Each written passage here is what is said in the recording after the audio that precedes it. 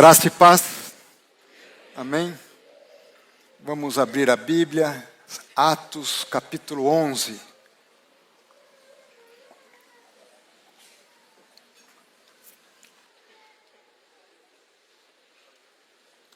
Vai fugir, reverendo Arival? Está fugindo? Só o senhor que conta coisa engraçada aqui, hein? Um homem amando da esposa, muito bem, é um privilégio. É um privilégio assistir o culto ao lado da esposa e do esposo. Você que está aí com a esposa e com o esposo, saiba que os pastores, eu pelo menos, e o Arival mais ainda, tem essa vontade. Está aqui minha esposa, minha filha, meu filho nos vendo lá da Alemanha hoje. E como é bom estar na igreja com a família. E se você não está, minha oração desde já é que Deus te dê esse presente. Amém? Meus irmãos, minhas irmãs, nós vamos ler Atos capítulo 11, a partir do verso 19 até o verso de número 26. Se você pudesse colocar de pé, eu lhe agradeço, para acompanhar a leitura do texto. Diz a palavra de Deus: Então os que foram dispersos por causa da tribulação que sobreveio a Estevão, se espalharam até a Fenícia, Chipre e Antioquia, não anunciando a ninguém a palavra, senão somente aos judeus. Alguns deles, porém, que eram de Chipre e de Cirene, e que foram até Antioquia, falavam também aos gregos, anunciando-lhes o evangelho do Senhor Jesus.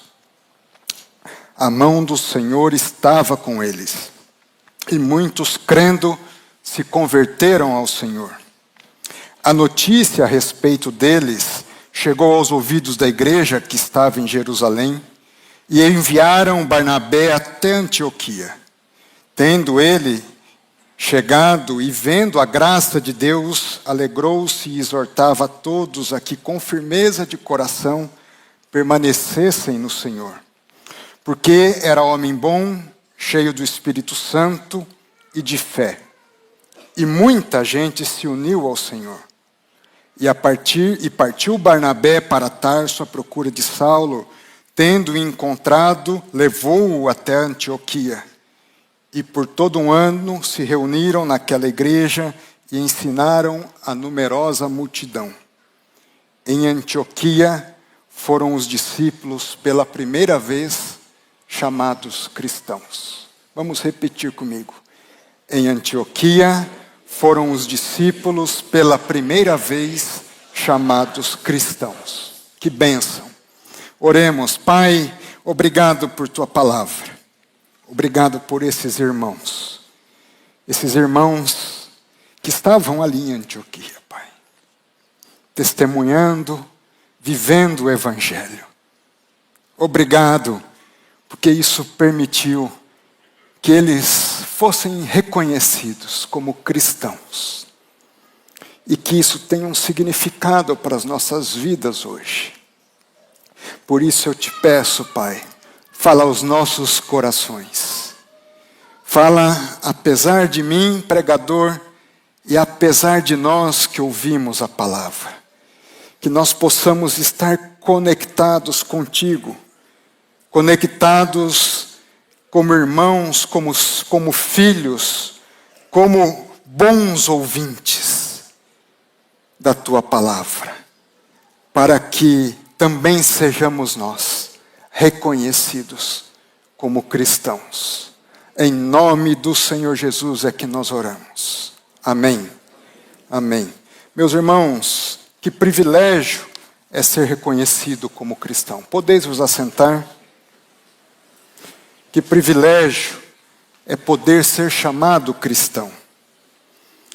Eu quero dizer que você foi chamado para fazer parte dessa história maravilhosa, de pessoas que são identificadas, que são reconhecidas como cristãos. E por isso você foi chamado para fazer história. Mas nessa história você e eu não somos os protagonistas. O protagonista é o Cristo. É o nosso Senhor Jesus Cristo. E o que significa ser cristão? É interessante porque naquele contexto havia uma conotação muito importante de uma identificação de um grupo com o seu Senhor, que era Jesus Cristo. Nos tempos dos mais antigos, um pouco como eu, nós éramos identificados como crentes. As pessoas olhavam para nós na rua. Eu me lembro criança indo para a igreja com a Bíblia debaixo do braço, e as pessoas viam ali estão os crentes. Hoje, os evangélicos. Ali estão os evangélicos. E uma matéria recente da Folha de São Paulo, agora do mês de abril, final de abril, diz que a projeção é que em 2032, daqui a 7 anos, seremos no Brasil mais evangélicos do que católicos. Cerca de 39,8% de evangélicos é a projeção e 38,6% de católicos. Eu estava recentemente com um diretor de uma emissora de jornalismo e televisão, incumbido de escrever um livro sobre os evangélicos. E ele me perguntou: ministro, em breve vocês serão maioria no nosso país. Como será o Brasil com uma maioria evangélica? Olha que pergunta. O que será de diferente no nosso país se nós formos maioria? A grande resposta parte para nós identificarmos. Nós seremos, de fato, imitadores de Cristo, sendo maioria. A grande diferença tem que partir dessa essência. Lá em 2032, as pessoas têm que olhar para nós e dizer: lá estão os crentes, lá estão os evangélicos. O que significa, a partir de agora, essa maioria dentre os cristãos de evangélicos? Há muitos desafios para isso. Uma pesquisa recente do CNJ, que fez um censo do Poder Judiciário, diz que hoje 55% dos magistrados no nosso país são católicos. 55%. Em segundo lugar, 12% espíritas. Em terceiro lugar, com 9,6%, os sem religião. Em quarto lugar, juntando todos os evangélicos, 8% de evangélicos. Presbiterianos, 1,5%. Batistas, pouco mais de 2%. Ateus, 3,6%. Agnósticos, 3,1%. Falava isso há pouco com o reverendo Arival, ele falou: você tem aí um grande campo missionário. E é verdade. Mas acima de tudo o Brasil, ele precisa que nós não apenas sejamos cristãos, rotulados como cristãos, não apenas rotulados como evangélicos, mas nós façamos a diferença e ocupemos os espaços que Deus abre e pode abrir através das nossas vidas. Nós precisamos nos preparar. Nós precisamos pregar o Evangelho, nós precisamos ser inseridos na sociedade e nós precisamos ter características para sejamos magistrados, sejamos empresários, sejamos professores, sejamos trabalhadores de obras pesadas, sejamos políticos, gestores públicos, sejamos o que for. Mas que a nossa marca central seja: somos seguidores de Cristo. E eu queria, a partir desse texto, dizer sobre um perfil do cristão. Um perfil de um cristão que, quando as pessoas olham para ele na sociedade, olhem para mim e olhem para você e nos identifiquem como tal, não apenas nos vejam como pessoas que vão à igreja, A, B ou C, mas como pessoas que são de fato diferentes, porque seguem a Cristo Jesus. E a primeira marca dessas pessoas é que o crente ouve a palavra. É tão simples isso, né? Mas vamos começar pelo básico. O cristão ouve a palavra. Mas não é ouvir de ouvir dizer, ou de sentar e ouvir. É que a palavra de Deus é a sua conselheira. A palavra de Deus é o seu norte. E onde está isso? Lá no verso 14, nós vamos trabalhar um pouco.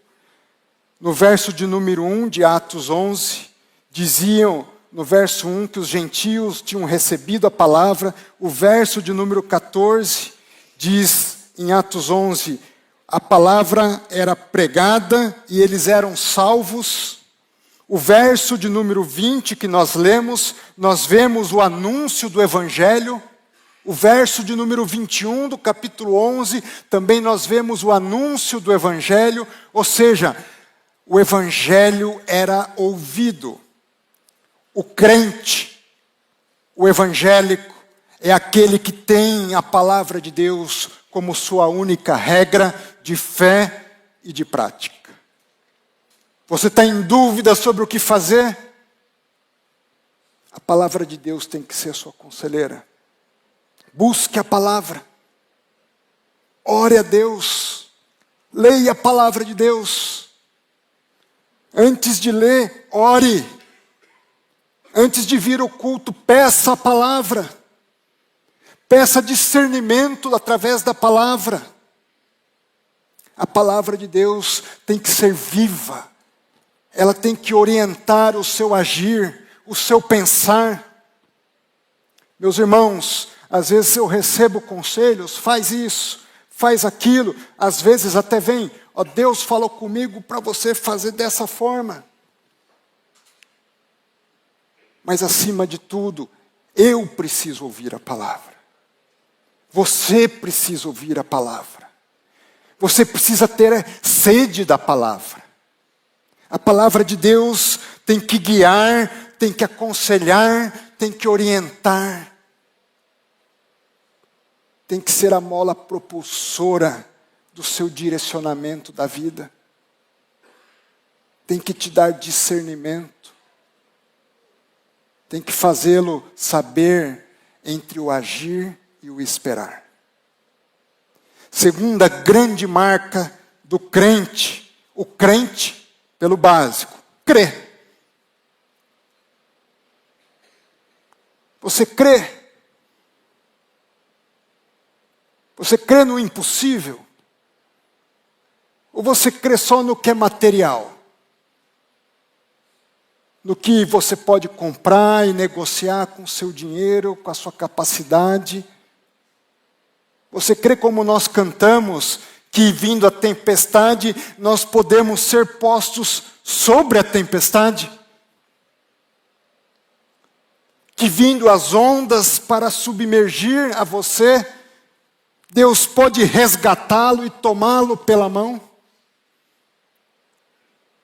Você crê no sobrenatural? O verso de número 24 fala se referindo a Barnabé, que ele tinha fé. Mas se nós voltarmos um pouco no texto, ali no verso de número 17, diz que o mesmo dom que a nós nos outorgou quando cremos no Senhor Jesus, quem era eu para que pudesse resistir a Deus? Não resista ao que Deus pode fazer na sua vida e através da sua vida. Não ponha limites humanos, intelectuais. Meu irmão e minha irmã, eu sou prova viva disso, minha família bem sabe. Se eu fosse projetar o melhor da minha vida por mim mesmo, como um dia projetei, jamais alcançaria o local em que Deus me colocou. É tão sobrenatural que no dia em que estava entrando no Supremo, eu disse aos meus filhos, junto com a minha esposa, é tão impossível, ou foi tão impossível e ilógico, que era como se eu hoje dissesse a vocês que daqui a 20 anos eu vou para a Lua fazer uma viagem. Mas é isso que Deus faz. Olhe para o que Deus já fez na sua vida. Para as curas, para as libertações, para o zelo, para o amor, pelo cuidado. Creia no impossível. Não se limite a si mesmo, desde que os seus objetivos, o seu propósito, seja ser cristão, imitador do Senhor Jesus. Em terceiro lugar, meu irmão e minha irmã, o crente é aquele que se converteu. É aquele que um dia mudou de vida. Verso de número 21. Quando se anunciava o evangelho, parte final do verso, crendo, eles se convertiam ao Senhor. E que conversão é essa? O que significa essa conversão? Sem dúvida que é algo que você sente de forma irresistível e quer se dobrar aos pés do Senhor Jesus. E tem aquele momento de emoção, de choro. Mas é muito mais do que um momento. Aquilo e a conversão, ela implica uma mudança de vida. A sua mente muda. Como diz o apóstolo Paulo lá em Romanos, capítulo 12, versos 1 e 2, vocês, meus irmãos, agora precisam mudar. Não vos conformeis mais com este mundo. O seu modelo de pensar não é mais o deste mundo, mas transformai pela renovação da vossa mente. Mude a mente. Mude os seus paradigmas, o seu estilo de vida, o seu modelo mental. Se você é empresário, você não pode mais ser o mesmo empresário. Se você é trabalhador, você não pode ser mais o mesmo trabalhador. Se você é servidor público, você precisa ser o melhor servidor público. Eu me lembro, eu tive algumas experiências em relação a isso. Eu me lembro uma irmã um dia, há cerca de 15 anos atrás, quis trabalhar no departamento que eu dirigia e me procurou e falei, minha irmã, pois não. Ela falou, doutor André, à época eu queria trabalhar no seu departamento, você é pastor, seria um prazer para mim trabalhar no seu departamento. Que bom, que beleza, e por que você quer vir para o meu departamento? Porque eu quero ter mais tempo para cuidar de mim. Falei, não.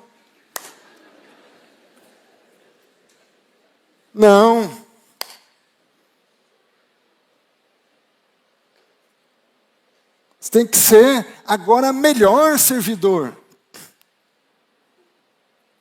Você tem que se dedicar mais. Nós temos que dar exemplo. Nós temos que ter um comportamento diferenciado. Os paradigmas nossos agora mudaram porque nosso modelo mental mudou. Há uma diferença agora entre servir e ser servido, entre o que é ser grande e o que é ser pequeno, entre os tesouros que nós devemos juntar, porque agora nós não viemos mais para ser servidos, mas para servir. E o que quer ser grande tem que ser aquele que se esvazia a si mesmo. O que quer ser forte tem que ser fraco aos pés de Deus. Porque, como dizia Paulo, convém que Jesus cresça e que eu diminua. Agora a perspectiva entre vida e morte muda. Porque para mim viver é Cristo e morrer é lucro. Mude. Transforme a vossa mente. Mas mais do que isso, em quarto lugar, o crente é cheio do Espírito Santo. E nós presbiterianos, às vezes não trabalhamos bem isso. É impressionante. Deixa eu te dizer uma coisa, meu irmão e minha irmã. O Espírito Santo tem que ser essa força motriz. Tem que ser esse companheiro permanente. Tem que ser a pessoa da Trindade que vai te acompanhar no dia a dia. E vai te fazer ver coisas que só quem vê pelo Espírito vê. Me impressiona essa igreja, reverendo Arival. Porque ela faz coisas impossíveis. É obra daqui, é televisão dali, é poço furando acolá. E acho que se for contar antes, pelo poder da racionalidade humana, não fecha. Meu irmão e minha irmã, faça isso na sua vida. Seja cheio do Espírito Santo. Porque quando nós somos cheios do Espírito Santo, verso de número 24, era o que acontecia com eles. Eu não vou poder passar muito nos textos, mas está tudo lá. Está tudo nesse texto aqui. Porque nós temos Santa Ceia e eu tenho que terminar o sermão mais ou menos no horário para o reverendo Arivão. Mas seja cheio do Espírito Santo. Eles eram repletos do Espírito. Quinto lugar, o crente é batizado no Espírito Santo. Está lá no verso 16 de capítulo 11 de Atos. Você não foi batizado só com água. Deixa eu te dizer uma coisa, você foi batizado no Espírito Santo. Entenda isso. Peça para Deus que esse batismo que você recebeu te potencialize cada vez mais numa relação de amizade com o Espírito Santo de Deus. Em sexto lugar, o crente passa por tribulações. Está lá no verso de número 19. Então os que foram dispersos por causa da tribulação. Veja, no momento que eles estavam sendo reconhecidos como cristãos, eles estavam passando por tribulação. Essas provas, esses testes, virão sobre nós. Por vezes, nos farão tornar dispersos. Nos farão buscar outras alternativas. Veja, momentos de provas na vida da gente, esteja atento. São momentos, talvez, que Deus queira fazer uma guinada na sua vida. Não é o momento da queda, é o momento de uma nova oportunidade. Entenda isso. O momento da tribulação é o momento que você vai crescer. Diz no verso 28 do capítulo 11, que a tribulação veio inclusive na forma de fome. E que ali eles compartilhavam.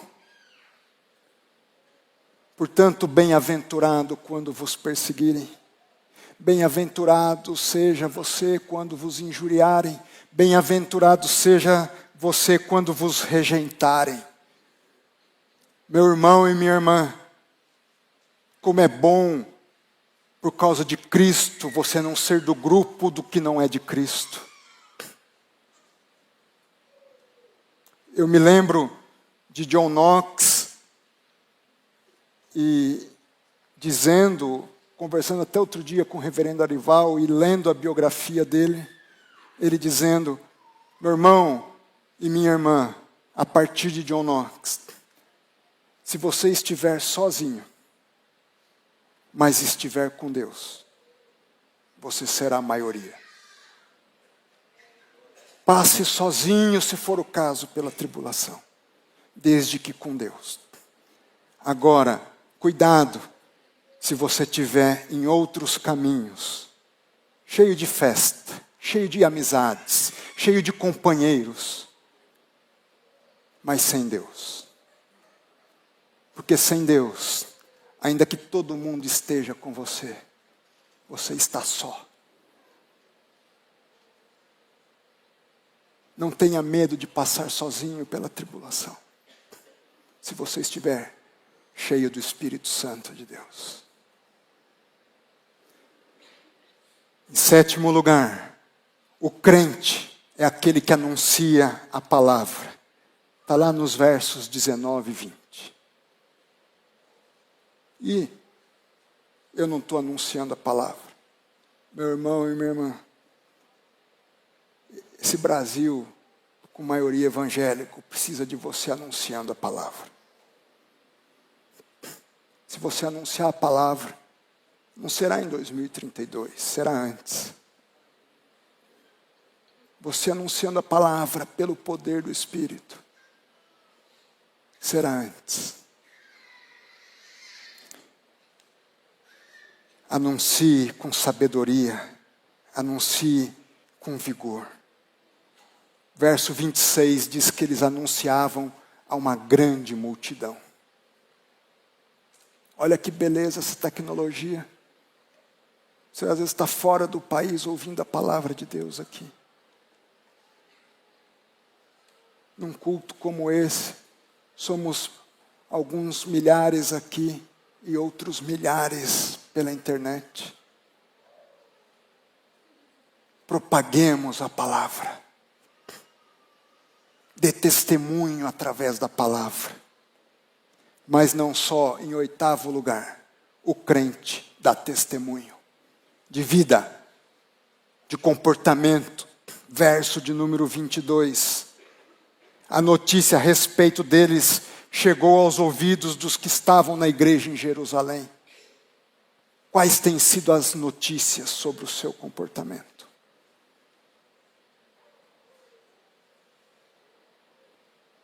O que as pessoas veem de Cristo em você? No seu trabalho, na sua casa, no trânsito, onde quer que você esteja. Não adianta falar com a boca, se não se fala com a vida. Diz um grande pregador, que o que nós fazemos fala tão alto, que as pessoas não conseguem ouvir o que nós falamos. Fale com a palavra, mas fale com a vida. Dê testemunho do que é ser crente, do que é ser cristão. Nono, o crente é amado por Deus. Versos 21 diz que a mão do Senhor estava com eles. Verso 23 diz que a graça de Deus era vista por eles.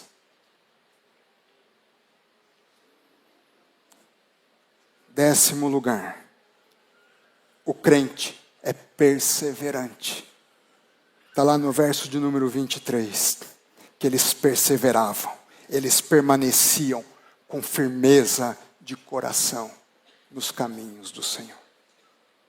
Mesmo diante das perseguições, mesmo diante das tribulações. 11º lugar, O crente é solidário. Crente não é mesquinho.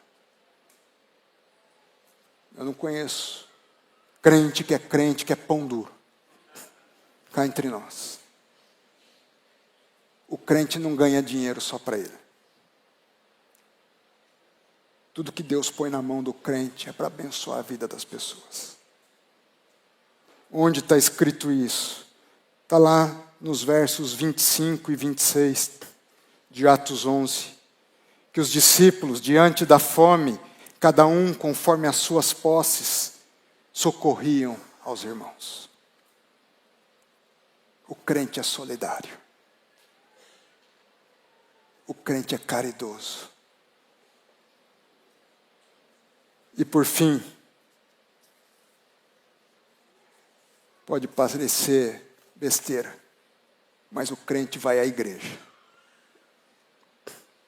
Às vezes eu ouço gente dizendo, não, eu sou cristão, eu sou crente, mas não vou na igreja. O crente vai à igreja. Não é só pela internet, não. Também pela internet, mas tem que vir aqui. Mas onde está isso, pastor? Está lá no verso 26.